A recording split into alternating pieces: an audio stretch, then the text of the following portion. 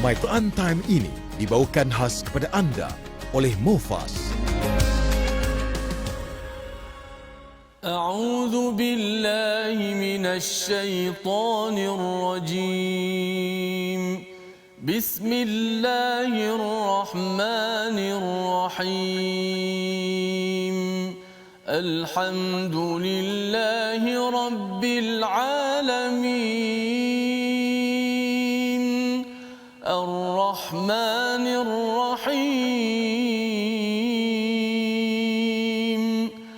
مالك يوم الدين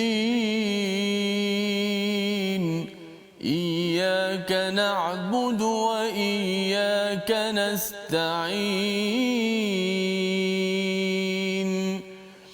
اهدنا الصراط المستقيم صراط الذين أنعمت عليهم غير المغضوب عليهم ولا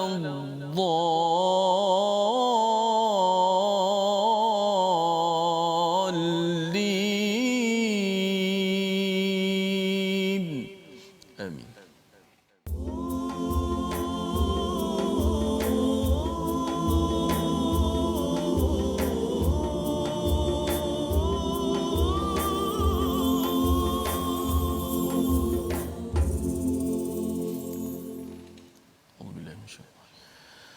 بسم الله الرحمن الرحيم سبحان الذي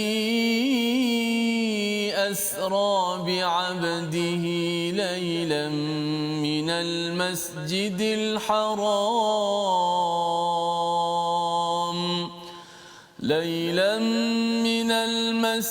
الحرام إلى المسجد الأقصى الذي باركنا حوله لنريه من آياتنا إنه هو السميع البصير وآتينا موسى الكتاب وجعلناه هدى لبني إسرائيل ألا تتخذوا من دوني وكيلا صدق الله. Assalamualaikum warahmatullahi wabarakatuh. Alhamdulillah wassalatu wassalamu ala Rasulillah wa ala alihi wa man wala syada la ilaha illallah syada Muhammadan abduhu wa rasuluhu. Allahumma salli ala sayidina Muhammad wa ala alihi wa sahbihi ajma'in. Amma ba'du. Apa khabar tuan-tuan dan puan yang dirahmati Allah sekalian? Kita bertemu dalam My Quran Time pada hari ini, pada Jumaat penuh barakah. Kita doakan pada Allah Subhanahu Wa Taala pada hari Jumaat, pada Ramadan ini Allah turunkan, Allah berikan hidayah kepada kita, melimpah-limpah rahmat daripada Allah Subhanahu Wa Taala pada tuan-tuan sekeluarga kerana bersama dengan Al-Quran, bersama dengan puasa di bulan Ramadan.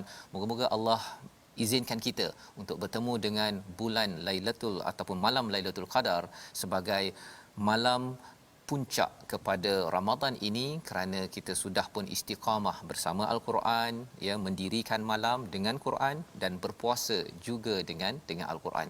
Pada hari ini kita bersama dalam juz yang ke-15 pertengahan, ya, secara ringkas sebagaimana yang dimaklumkan sepanjang Ramadan ini kita melihat secara ringkas dahulu setiap juz yang ada untuk kita pastikan tadarus, majlis tadarus tuan-tuan, ya, baca Al-Quran itu ada sedikit kefahaman, sedikit. Yang lebihnya itu insya-Allah kita teruskan selepas Syawal nanti, 2 Syawal juz yang ke-11, dan lebih daripada itu tuan-tuan pergi ke program-program yang lebih mendalam lagi untuk memahami isi kandungan Al-Quran. Jadi pada hari ini kita bersama dengan Ustaz Tirmizi Ali. Apa khabar Ustaz? Alhamdulillah. Ustaz, ya. Apa khabar? Baik, alhamdulillah. Jumaat dah Ustaz, ya.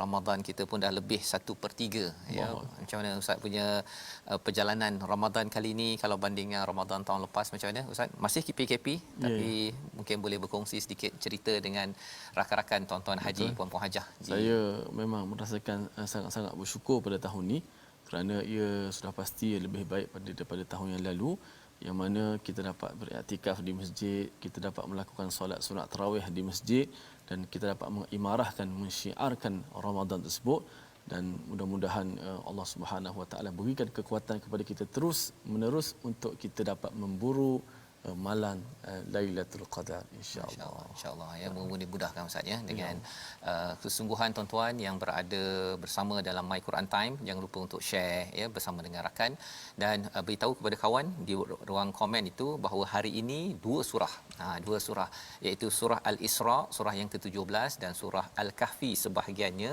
surah yang ke-18, dan taglah kawan-kawan ya, ada yang baca surah Al-Kahfi pada setiap minggu ya. Ada yang setiap malam bertahajud.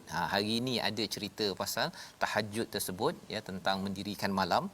Jadi harapnya bila tuan-tuan tag kawan di Facebook di ruang komen itu menyebabkan mereka pun rupanya yang saya kelab 5 pagi ataupun tahajud pukul 3.30 pagi ada asas di dalam surah Al-Isra, surah yang bercerita tentang perjalanan Nabi daripada Makkahul Mukarramah ke Masjidil Aqsa, kemudian dinaikkan ya Mi'raj ya, Isra daripada Mekah ke Palestin, kemudian Mi'raj itu daripada Palestin itu menuju ke langit yang ketujuh ya.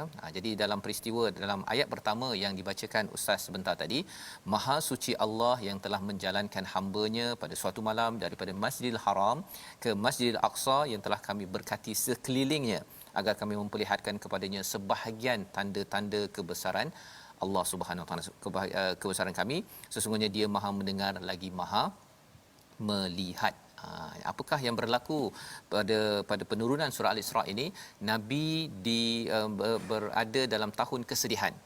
Dua orang yang disayangi meninggal, wafat, iaitu isteri kesayangan Khadijah binti Khuwailid dan juga Abu Talib. Ya, dua orang yang amat banyak membantu Nabi ya dalam perjuangan di Mekah itu, rupa-rupanya Allah memanggil mereka dan ia adalah tahun kesedihan, Amul Huzun. Dan pada waktu ini bagaimanakah Allah memujuk ataupun menggembirakan Nabi? Allah jalankan abdihi ya, Allah jalankan Nabi daripada Masjidil Haram ke Masjidil Aqsa. Itu sebabnya orang kalau sedih Ustaz ya, dia kena pergi berjalan. Berjalan, tapi mungkin kita sekarang ni tak boleh keluar negara, jalan di dalam negeri lah kalau tak boleh rentas negeri ya. Memang tak boleh rentas, ini menyedihkan ya, dia menggusarkan, tapi kita yakin bahawa ada hikmah yang lebih. Harapnya dengan kita baca Al-Quran ini kita dapat jalankan diri. Tapi bila cakap tentang Nabi sallallahu alaihi wasallam ini bukan sekadar roh, perbincangan ulama lah ya, bukan sekadar roh tetapi fizikal Nabi itu sendiri juga dijalankan. Dan kalau siapa yang belajar fizik, kita tahu bahawa sebenarnya kalau cahaya itu dia ataupun fizikal kita ini dia jalan dalam keadaan yang amat laju, dia boleh berada dalam keadaan yang amat istimewa ya. Ini cakap tentang teori relativiti, tentang kecepatan cahaya. Kajian yang dibuat nak menceritakan bahawa lagi seorang itu menjadi hamba kepada Allah, individu tersebut akan dapat perform, dapat buat sesuatu yang amat baik dalam kehidupan. Itu sebabnya Allah letakkan istilah di sini bukan bi rasulihi ya, bukan dengan title sebagai doktor, engineer, pensyarah, tetapi title paling tinggi di sisi Allah Subhanahu taala adalah hamba kepada Allah Subhanahu wa taala. Dan apa yang boleh kita belajar daripada ayat nombor 1 ini? Di hujung itu Allah nyatakan innahu huwas samiul basir. Allah ini Maha mendengar, Maha melihat. Mengapa? Kerana pada waktu itu Nabi dihujam ataupun telah dikutuk, telah dibalun ya dengan pelbagai cabaran dan juga ancaman daripada musyrik Mekah. Dan pada waktu itu dalam jerih perih itu, dalam jerit perit hati, pada waktu juga dua orang yang disayangi yang selama ini dia boleh mengadu, Nabi boleh mengadu kepada Khadijah, kepada Abu Talib, dua-dua pergi menghadap Allah SWT. Jadi bila ada suara dalam diri kita tuan-tuan sekalian yang jerit itu tak lagi dapat didengari oleh orang di sekeliling kita, Allah nyatakan bahawa Allah Maha mendengar, Allah tidak akan biarkan begitu saja. Dan yang keduanya apa? Allah memerhati kepada Nabi sallallahu alaihi wasallam, Allah memerhati kepada musyrik Mekah yang nak mengancam, nak membunuh Nabi tersebut kerana dakwah. dakwah kepada Allah, Allah tak akan tinggalkan. Allah akan sentiasa perhatikan perkara itu yang kita boleh belajar untuk kita. Tuan-tuan, dalam hidup kita kalau kita ada cabaran, kita tahu bahawa Allah Maha mendengar, Allah Maha melihat. Pada ayat yang kedua, ya, menarik, terus Allah bawakan tentang kisah Nabi Musa dengan kitab, ya, diberikan Nabi Musa ni kitab dan dijadikannya sebagai petunjuk kepada Bani Israel jangan mengambil selain daripada Allah sebagai wakila, sebagai tawakal. Apa yang kita perhatikan, Alkitab, huda dan juga wakila. Tanda bahawa seseorang itu bertawakal kepada Allah Subhanahu Wa Taala ialah apabila dia mengambil Alkitab sebagai panduan hidupnya. Kadang-kadang ada orang kata saya bertawakal saja ustaz, ya, tapi bila tanya awak baca Quran tak? Saya tak baca Quran, saya tawakal je pada Allah, kan? Saya didik anak, saya tawakal pada Allah. Awak baca Quran tak? Tak baca Quran. Awak guna panduan daripada Quran tak? Saya tawakal je pada Allah. Sebenarnya tanda orang itu tawakal, dia akan selalu asaskan kepada perkataan daripada Allah. Kalau zaman Nabi Musa itu Taurat, dan pelajaran untuk kita sebagai Bani Adam, ya, umat Nabi Muhammad, ialah namanya Al-Quran. Jadi surah Al-Isra ini adalah surah Nabi dijalankan daripada Masjidil Haram ke Masjidil Aqsa untuk mendapat baton risalah terakhir. Namanya apa? Quran. Telah pun turun lebih kurang 10 tahun sebelum itu, pada Nabi umur 40 tahun, tetapi sekitar 50-an itu Nabi dapat perjalanan ini untuk mengesahkan bahawa sebenarnya ini risalah terakhir. Kalau Nabi Musa, Nabi jumpa di Mi'raj, di langit atas sana, Nabi Musa memberi nasihat pada Nabi tentang jangan ambil 50, ya, mintalah, negolah dengan Allah SWT untuk jadi 45, 40, 35, 30 waktu untuk solat, kerana pengalaman beliau dengan Bani Israel tak mampu untuk umat Nabi Muhammad ini untuk mendapat lebih daripada 5 waktu solat. Tapi Nabi Musa minta turun lagi ustaz, ya, tapi Nabi Muhammad pun seganlah untuk minta diskaun lagi, kan. Jadi berhentilah pada 5, dan itulah fardu solat, hadiah pertama dan juga hadiah kedua dalam peristiwa Isra, ya, Mi'raj hadiahnya solat, Isra itu hadiahnya adalah Al-Quran, menjadi sumber tawakal. Dan solat dan Quran ini sebenarnya dia bergabung dalam satu ibadah namanya solat, ya. Jadi Quran itu yang kita baca tadabbur ini, puncaknya itu berlaku bila kita dalam solat dapat tadabbur, ya. Bila imam baca sembahyang tarawih itu ustaz, ya, di tempat ustaz tarawih berapa ustaz? 8 rakaat ke 20? Di Selangor buat 20. Ya. Jadi bila ustaz jadi imam, ustaz ada baca, ada terangkan ke ataupun ada orang lain terangkan isi kandungan daripada biasanya kelainan sikit pada tahun ni, sebelum Isyak itu ada 15 minit tu kita peruntukkan untuk beri peringatan lah, ustaz yang sampaikan tadabbur, termasuk sikitlah sebelum baca ayat itu, ayat tu disampaikan, beritahulah sinopsis ayat tu, jadi sekurang-kurangnya. Ya, alhamdulillah, ya.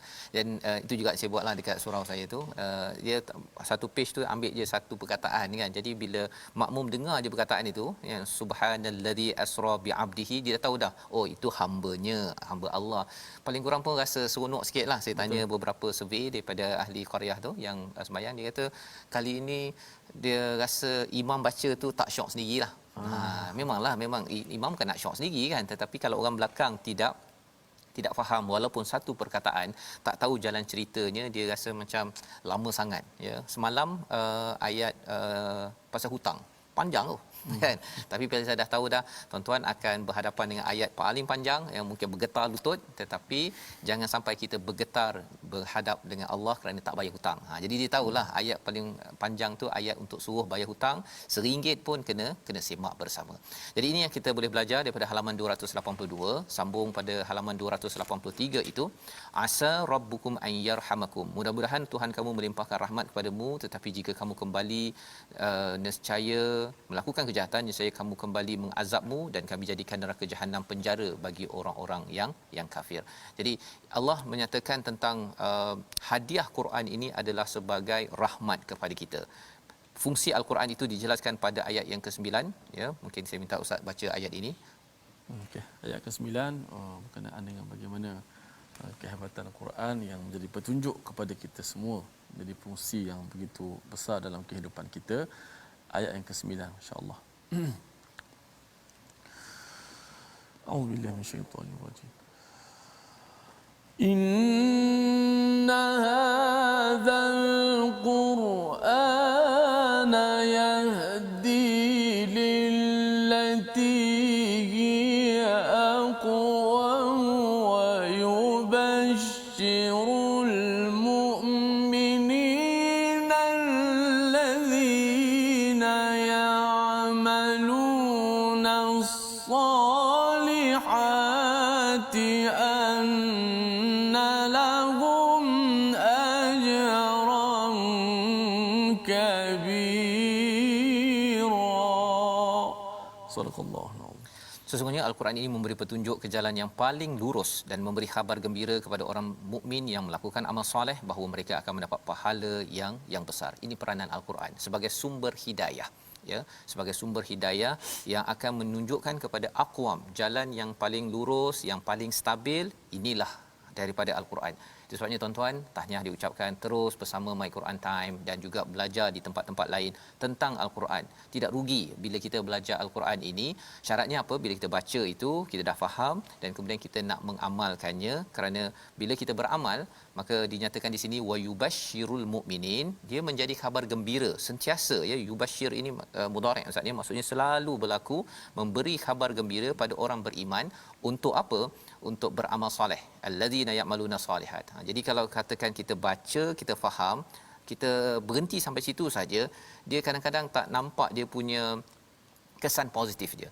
Dia mesti dapat sikit, faham sikit, kemudian kita amal dan teruskan dalam kehidupan kita. Amal soleh itu akan lebih bertambah. Satu, kerana apa? Kerana kita tahu bahawa ada ganjaran yang besar daripada Allah Subhanahu Wa Taala. Perangai kita, habit kita, tabiat kita akan berubah kerana hati kita itu sebagai raja yang sudah pun dilembutkan, yang telah pun diberikan aqwam, ya, telah diberikan jalan lurus daripada Al-Quran. Jadi di sini Allah memberikan komentar tentang hakikat orang yang nak percaya kepada Al-Quran dan yang tak percaya. Yang tak nak percaya ni kerana dia nak ajilah, sesuatu yang segera. Orang yang nak segera ni dia tak nak percaya kepada Nabi sallallahu alaihi wasallam, kepada wahyu. Itu disampaikan pada ayat 18. Pada ayat 19 Allah menyatakan, dan siapa mengendaki kehidupan akhirat serta berusaha ke arah itu dengan bersungguh-sungguh dalam keadaan beriman, maka usahanya akan dibalas dengan baik. Istilahnya mashkura. Tuan-tuan mungkin biasa dengar perkataan syukur, bersyukur, tapi bila Allah cakap fa ulaika kana sa'yuhum mashkura, mashkura ini maksudnya ialah setiap perkara kecil besar.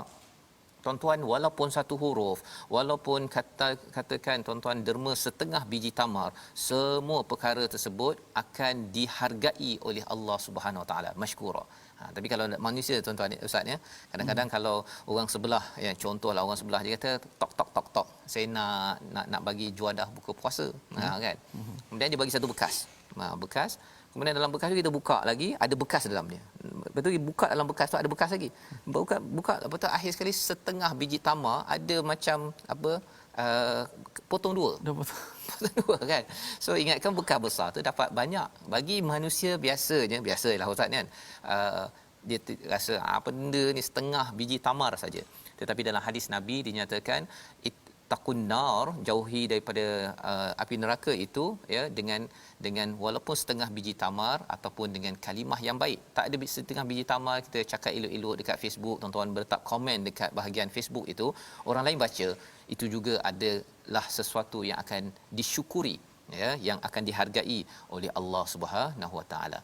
Jadi ini adalah antara isi daripada halaman 284, dan kemudian pada halaman 285 Allah menyatakan, dan jika kamu meninggalkan mereka untuk mencari rahmat daripada Tuhanmu yang kamu harapkan, maka katakanlah kepada mereka ucapan yang lembut. Ini apabila kita bercerita tentang Nabi berhadapan dengan tentera ataupun berhadapan dengan musyrik Mekah ini, mereka selalu untuk mengancam Nabi, seperti mana yang kita maklum tentang latar belakang surah ini diturunkan. Di sini dinyatakan beberapa perkara dalam ayat 285 ini tentang musyrik Mekah dan juga orang yang tidak beriman pada Allah. Mereka bimbang pasal rezeki. Allah jelaskan pada ayat 30, dan salah satu sebab mengapa mereka takut pasal rezeki ini menyebabkan mereka nak bunuh anak mereka, ya, pada ayat 31. Dan teguran jangan mendekati zina, jangan mendekati harta anak yatim. Dua perkara dalam Al-Quran yang menggunakan istilah taqrabu wala taqrabu, ya, dua perkara ini. Dan kemudian Allah bawakan tentang mesti sempurnakan timbangan pada ayat 35. Pada halaman 286 kita dibawakan tentang Quran sekali lagi, ya. Maksudnya untuk kita baiki amal kita, akhlak kita ini, Quran diberi penekanan pada ayat 45, wa idza qara'tal Quran ja'alna bainaka wa bainal ladzina la yu'minuna bil akhirati hijaban mastura. Kita faham bahawa sebenarnya bagi orang yang tidak mahu beriman, Quran yang mukjizat dia tidak berkesan pasal ada hijab, ya, ada hijab. Hijab itu kerana apa? Kerana ada kesombongan dalam dirinya, ya, ada ego dalam dirinya, dan itu sebabnya kalau kita nak pastikan kita ini mendapat maksimum daripada al-Quran, kena buang perkara tersebut, ya, kena buang perkara tersebut. Dan ini juga disampaikan pada ayat 50, katakanlah Muhammad, jadikanlah kamu batu atau besi atau menjadi makhluk lain yang tidak mungkin menurut fikiranmu, maka mereka akan bertanya, siapakah yang akan menghidupkan kami kembali? Katakanlah yang kali pertama telah menciptakanmu. Ini adalah tanda orang itu sombong. Satu, dia tak nak dengar peringatan. Yang keduanya, dia tak percaya pada hari akhirat, ya, tak percaya pada hari akhirat. Jadi itulah yang diperjuangkan oleh Nabi sallallahu alaihi wasallam. Dan pada halaman 288 apa yang berlaku, Allah bawakan kembali kepada kita tentang satu kisah, ya. Dan tiada kesulitan bagi kami untuk mengirimkan padamu tanda-tanda kekuasaan kami, melainkan tanda itu telah didustakan oleh orang-orang terdahulu. Kisah Samud, ya, Allah bawakan sikit flashback. Jadi ini adalah isi daripada surah Al-Isra, ya, dan selepas ini nanti kita akan melihat lagi sambungan daripada surah Al-Isra, macam mana nak pastikan bahawa kita ini dapat menghargai Quran, tidak menjadi orang yang enggan kepada Al-Quran seperti Bani Israel. Kita berehat sebentar, kita kembali semula dalam My Quran Time, baca faham amal, insya-Allah.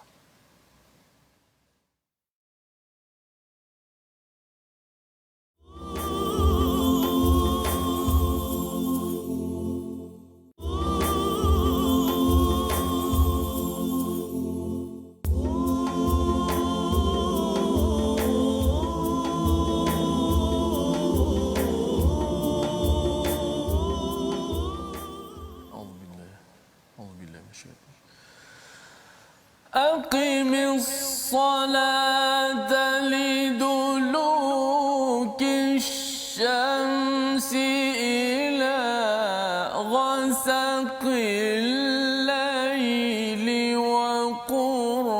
وقرآن الفجر إن قرآن الفجر كان مشهودا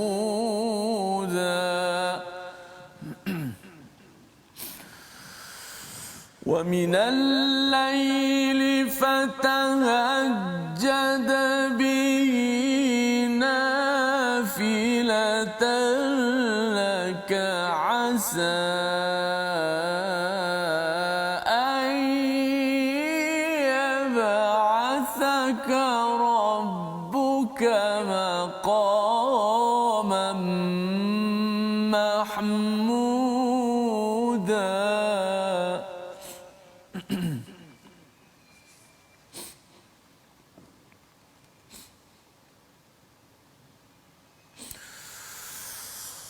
وقل رب أدخلني مدخل صدق وأخرجني مخرج صدق واجعل لي من لدنك سلطانا نصيرا صدق الله العظيم. Surah Al-Azim, gitulah bacaan daripada ayat yang ke-78 hingga ayat ke-80 daripada surah Al-Isra. Kita kembali semula dalam My Quran Time, baca faham amal. Kita ingin melihat kepada juz yang ke-15.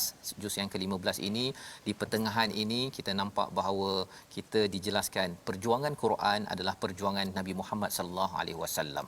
Nabi dibekalkan dalam ayat sebentar tadi salah satu tanda puncak kepada perjuangan al-Quran ini, ya, perjuangan dalam diri kita ialah aqimis solah, ya, dirikanlah solah, iaitu pada waktu bila dalam ayat sebentar tadi, iaitu sebaik matahari terbenam hingga gelapnya malam, dan dirikan pula solat subuh, ya, iaitu bila Allah menggunakan perkataan wa Qur'anal fajr, itu adalah Quran yang dibacakan pada waktu fajar. Satu baca Quran, tetapi Quran yang dibaca pada waktu fajar itu merujuk kepada solat subuh. Solat subuh ini adalah satu perkara yang menarik. Inna Qur'anal fajri kana mashhuda, ia disaksikan oleh para malaikat dan ia adalah antara petanda kemenangan bagi umat Islam. Inilah salah satu surahnya, satu daripada 7 surah yang digelar sebagai musabbihat, kerana di awalnya itu ada subhanallah ataupun yusabbihu lillah ataupun sabbihisma rabbikal a'la, surah al-a'la yang kita boleh lihat dalam al-Quran. Jadi kalau ada yang bertanya apakah formula untuk berjaya umat Islam pada akhir zaman ini, salah satu surahnya adalah surah Al-Isra. Kita perjuangkan Al-Quran, dan tanda perjuangan Al-Quran ini, masyarakat suka dengan Al-Quran, tanda masyarakat suka dengan Al-Quran, mengamalkannya ialah dia menunaikan solat, dia jaga solat betul-betul, termasuk solat pada waktu pagi, solat subuh. Wa minal laili fatahajjad, daripada sebahagian malam bertahajudlah sebagai amalan nawafil. Inilah jawapan, ya. Sebelum ini kalau tuan-tuan kita dah bincang sebelum rehat tadi sehingga halaman 287, halaman 288 dan 289 bercerita tentang sejarah kita, sejarah Adam, ya, dan juga Bani Adam ini sendiri. Allah beri panduan demi panduan. Dan bagaimana kita ingin selamat, ya, selamat di atas muka bumi ini, sudah tentunya dengan hidayah Al-Quran, ianya disemak dalam kehidupan kita setiap hari. Bilakah waktu wajibnya itu? Mungkin katakan nak baca Quran ikut My Quran Time tak wajib ustaz, kan? Tetapi yang wajibnya Quran dibaca ialah pada waktu solat.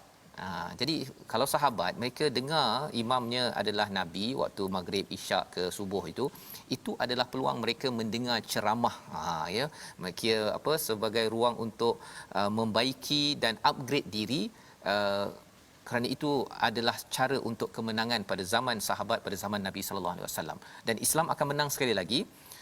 Bagaimana tanda kemenangan Islam? Palestin dibebaskan. Tetapi sekarang ini Palestin tidak dibebaskan, tak berjaya lagi, kerana Palestin bukan milik orang Palestin, ia adalah milik orang Islam. Dan tanda kayu ukurnya bila orang Islam boleh menunaikan solat, dan juga termasuk solat subuh itu juga dapat solat tahajud, ya, kerana solat tahajud ada 4 manfaat. Pada ayat 79 itu Allah naikkan maqam kita, status kita di sisi Allah terpuji, nombor 1. Nombor 2, wa qur rabbi adkhilni mudkhala sidqa, Allah akan pimpin kita untuk masuk ke dalam agama Islam ini dengan jalan yang betul.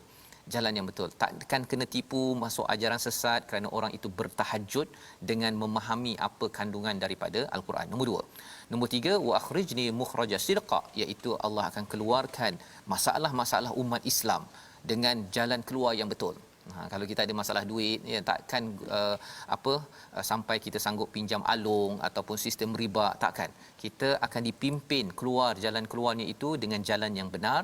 Waj'alni min ladunka sultanan nasira, pertolongan besar daripada Allah akan sampai kepada umat Islam, dan tandanya ialah Palestin menang.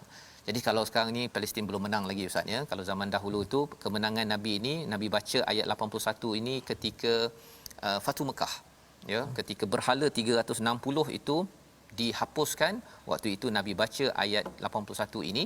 Maka bagi kita umat Islam, formula untuk menang ini ada pada surah-surah musabihat, dan salah satunya adalah pada halaman ataupun surah Al-Isra ini.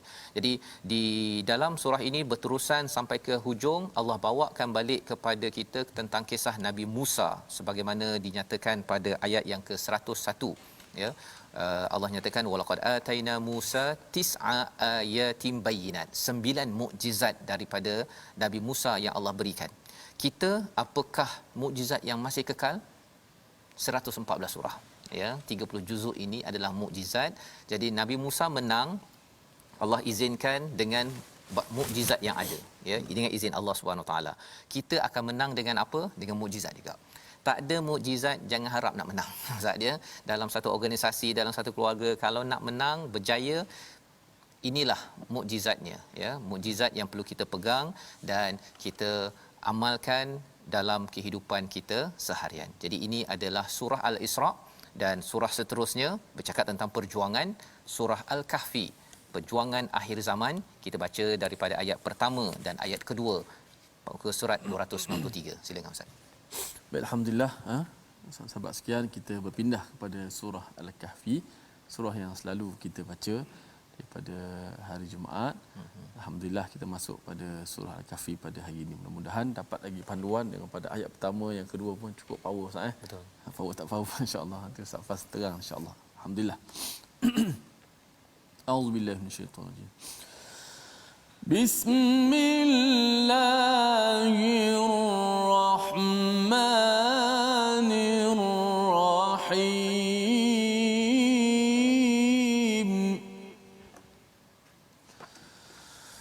Alhamdulillahilladzi anzala ala abdihil kitaba wa lam yaj'al lahu iwaja.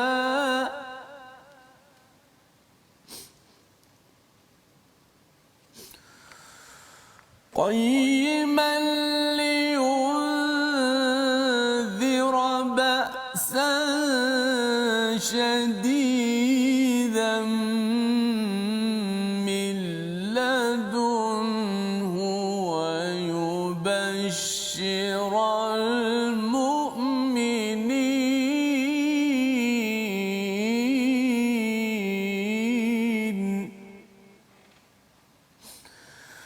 ويبشر المؤمنين الذين يعملون الصالحات أن لهم أجرا حسنا. صدق الله. Surah Al-Azim, begitulah surah Al-Kahfi, surah yang ke-18 untuk sama-sama kita melihat kepada apakah intisari daripada surah yang disunnahkan, ya, yang digalakkan kita baca, ya, berkali-kali Ustaz, ya. Mungkin setiap minggu pada hari Jumaat tuan-tuan mungkin dah baca pada hari ini. Paling kurang 10 ayat itu kita nak lihat ia sebagai pendinding, sebagai cara untuk kita mengelakkan daripada fitnah Dajjal, ya, fitnah daripada kesesatan. Dan apakah yang ada pada ayat pertama, kedua hingga ayat 10 dan hinggalah 110 ayat ini. Allah nyatakan, alhamdulillah, segala pujian bagi Allah yang telah menurunkan kitab Al-Quran kepada hamba-Nya dan Dia tidak menjadikan dia bengkok. Kalau kita ingat lagi surah Al-Isra, Allah menyatakan tentang fungsi Al-Quran itu aqwam, ya, sebagai bimbingan yang lurus. Kali ini ulang balik semula, Allah kata tidak ada kebengkokan, qayyima. Qayyimah itu juga daripada perkataan qaum ataupun qama yang maksudnya lurus, sumber nilai yang lurus dalam kehidupan. Itulah Quran, ya. Jadi kalau di hujung surah Al-Isra itu Allah kata pada ayat 111, wa qulil hamdulillah, katakanlah alhamdulillah. Maka permulaan surah Al-Kahfi ini kita cakap alhamdulillah. Ya, itu praktikalnya. Kita puji pada Allah kerana dalam Al-Quran ada 5 surah yang bermula dengan alhamdulillah. Al-Fatihah, surah Al-An'am, surah Al-Kahfi, surah Fatir, surah Saba. Semua ini 4 surah yang ada ini selain Fatihah menerangkan balik kepada Fatihah yang kita baca pada setiap hari. Kita puji Allah Tuhan sekalian alam kerana apa? Allah ciptakan alam ini bukan sekadar begitu sahaja, tetapi diturunkan kepada hamba-Nya Nabi Muhammad sallallahu alaihi wasallam Alkitab, panduan, SOP, peraturan untuk memimpin kita agar tidak terbabas. Pasal pemikiran dan kita punya perasaan ini dia sedang terbabas. Kadang-kadang kita kuat sangat berfikir, kita ni bersifat sampai over critical. Bila kita ni banyak guna perasaan, kita sampai melampau-lampau perasaan kita. Al-Quran berperanan untuk membawa kita ke jalan yang aqwam, membawa kepada qayyiman liyunzira ba'san syadidan min ladunhu wa yubashshiral mu'minin, dan juga menjadi inzar, peringatan, amaran kepada seluruh manusia. Tak ada dinyatakan sini kumpulan spesifik. Orang beriman, tak beriman semua dapat amaran. Tetapi bagi orang beriman ada kelebihan. Maksudnya kalau orang beriman seperti tuan-tuan yang membaca Al-Quran beriman, Quran ini adalah sumber hidayah, kesannya kita akan dapat berita gembira. Kita happy, bestnya saya ni berbaloi, saya ni baca Quran. Berbaloi saya ni sedekah, ada berita gembira. Tetapi bagi orang-orang munafik, dia bila dapat saja al-Quran ini, dia rasa sebagai panas, sebagai amaran sahaja. Dia tak rasa bahawa itu adalah kabar gembira kepada mereka untuk beramal soleh yang akan diberikan ganjaran yang baik, seperti mana ayat nombor 2 ini. Jadi kalau kita tengok 10 ayat yang disunnahkan untuk kita baca mengelakkan daripada fitnah dajjal, kerana salah satu, kalau kita ambil 10 ayat pertama ini, dia adalah 10 checklist senarai semak, tuan-tuan. Ya, kalau kita ambil ayat pertama, checklist dalam kita nak memastikan majlis ilmu kita beragama ini mesti kembali balik pada al-Quran. Bukan sekadar penceramah itu ataupun orang tersebut dia cakap tetapi tidak kembali asasnya kepada al-Quran. Ya, Quran yang original, ya, bukan Quran yang dibengkokkan. Itu akan mengelakkan kita daripada terkena fitnah ajaran sesat mini ataupun dajjal kecil. Nah, sebelum dajjal betul akan keluar untuk menyesatkan manusia. Kalau ayat yang kedua, seorang yang membaca ataupun nak selamat daripada ajaran sesat ataupun fitnah dajjal ini ialah dia sentiasa membuat amal soleh. Bukan duduk saja, ataupun ada yang kata kalau solat tu pasal saya dah maqam yang tinggi, niat saja terus dah solat. Yang itu bukan amal soleh, itu amal taleh, amal derhaka kerana Allah suruh sujud tak nak sujud, kan? Itu berlaku kepada iblis yang dinyatakan dalam surah ini pada ayat yang di tengah-tengah nanti, ya, insya-Allah. Baik, dalam surah Al-Kahfi ni ada 4 kisah. Ustaz, ya, pasal dah biasa baca, senang kalau tuan-tuan terlupa. Ada 4 kisah. Ada 4 kisah. Kisah pertama Ashabul Kahfi, ya, yang berlaku kepada pemuda Al-Kahfi. Itulah yang dirakamkan pada ayat yang ke-13, ya, 13. Ataupun sebelum itu lagi Allah dah cakap dah, fatarabna ala adhanihim fil kahfi sinina adada. Ayat 11, ayat 12, ayat 13 terus, ya, terus sampai halaman 295 kisah itu diletakkan butirannya, ya. Dan kemudian apa yang berlaku kepada mereka, ya, sambungan cerita ini pada halaman 296. Ketika kita melihat kepada kisah pertama, apakah yang diselesaikan? Masalah agama dan spiritual, ya. Apakah dia punya solusi kalau di akhir zaman ini kita nak elak daripada masalah pada iman kita, kepada spiritual, keinginan kita untuk beragama, tak nak masuk kepada ajaran sesat? Allah kata pada ayat yang ke-27. 27 Ustaz, boleh kita baca Ustaz ayat 27? Baik, insya-Allah. Ayat yang ke-27 muka surat 296. Okey, ayat terakhir muka surat 296, insya-Allah. Auzubillah. Watlu ma uhiya ilayka min kitabi rabbika la mubaddila li kalimatihi wa la tajida min dunihi multahada. Sadaqallahu. Dan bacakanlah apa yang diwahyukan kepadamu, iaitu kitab Tuhanmu Al-Quran. Tidak ada yang dapat mengubah kalimah-kalimahnya dan engkau tidak akan dapat menemukan tempat berlindung selain darinya. Pasal di hujung akhir zaman, ya, kadang-kadang bila Dajjal kalau datang, ya, ataupun musuh-musuh datang, perlindungan yang sebenar-benarnya adalah datang daripada Allah SWT.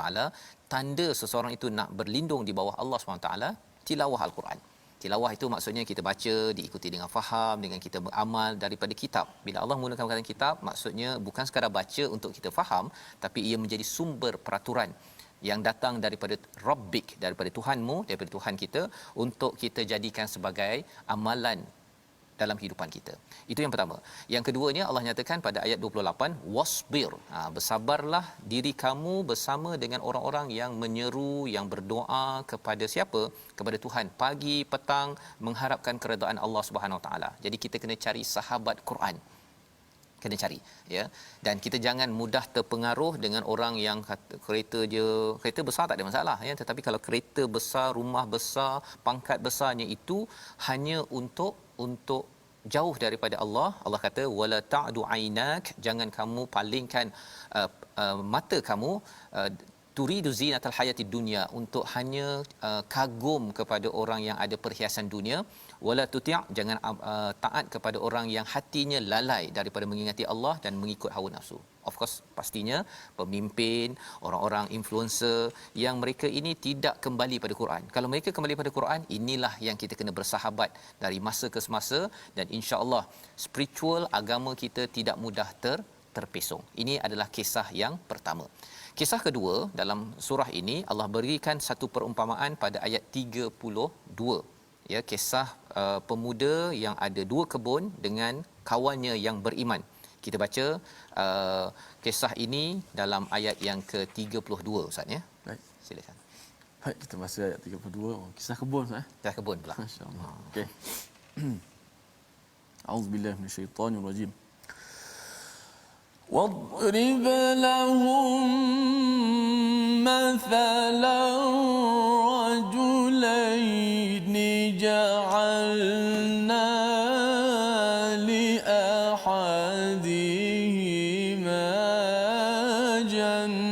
جنتين من أعناب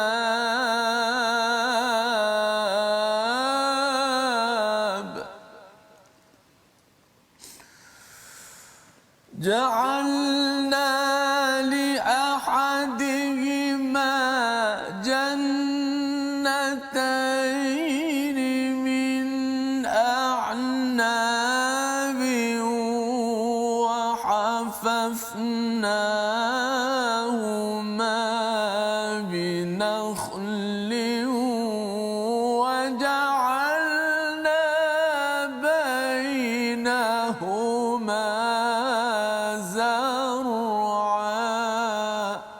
Sadaqallahu. Dan berilah kepada mereka sebuah perumpamaan dua orang lelaki, yang seorang kafir, ya, kami beri dua buah kebun anggur dan kami kelilingi kedua-dua kebun itu dengan pohon-pohon kurma, dan di antara keduanya kami jadikan ladang. Ya, ini kalau orang yang berterlibat dengan botani, ya, dengan peladangan, dapat sesuatu daripada ayat ini.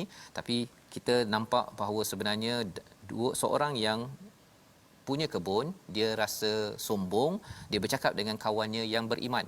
Ya, dia pandang bahawa sebenarnya pasal Tuhan dah bagi saya macam-macam, saya rasa nanti di akhirat nanti pun saya dapat daripada Tuhan yang sama.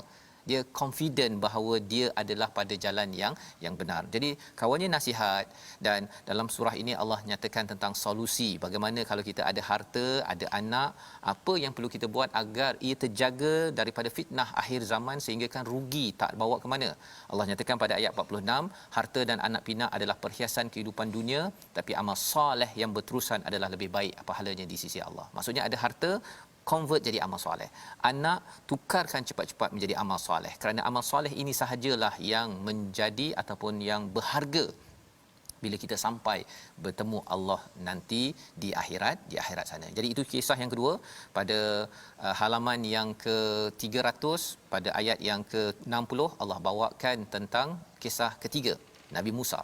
Ya, sebelum itu Allah beri komentar, ya, bahawa sebenarnya al-Quran ini Allah bawakan pelbagai sudut cara pendekatan kepada manusia, tak bosan, kerana nak pastikan manusia ini kembali pada Allah. Biasalah pasal manusia ni kalau satu hujah je Ustaz ya, kadang-kadang dia ada jidal, dia suka berbahas.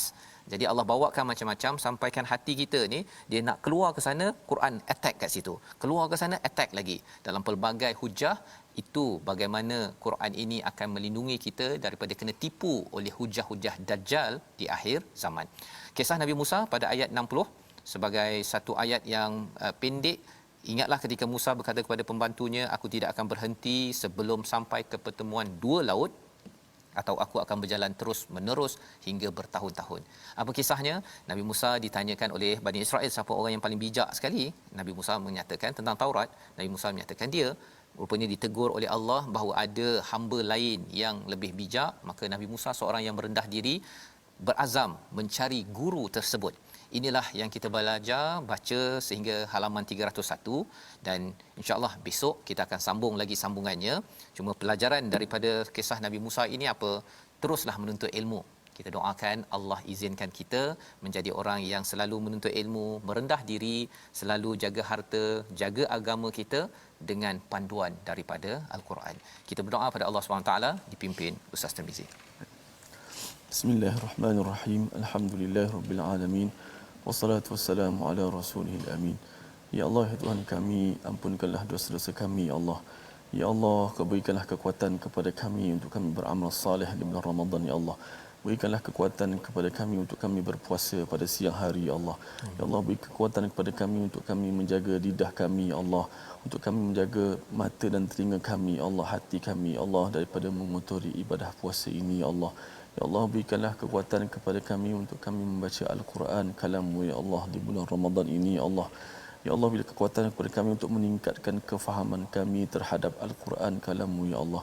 Ya Allah, berikanlah kekuatan kami untuk mengawal segala kelebihan dan keuntungan yang Kau sediakan di bulan Ramadan ini, ya Allah. Ya Allah, janganlah Kau azab kami, ya Allah. Senaraikanlah kami di kalangan hamba-Mu yang berjaya dimerdekakan daripada api neraka-Mu, ya Allah.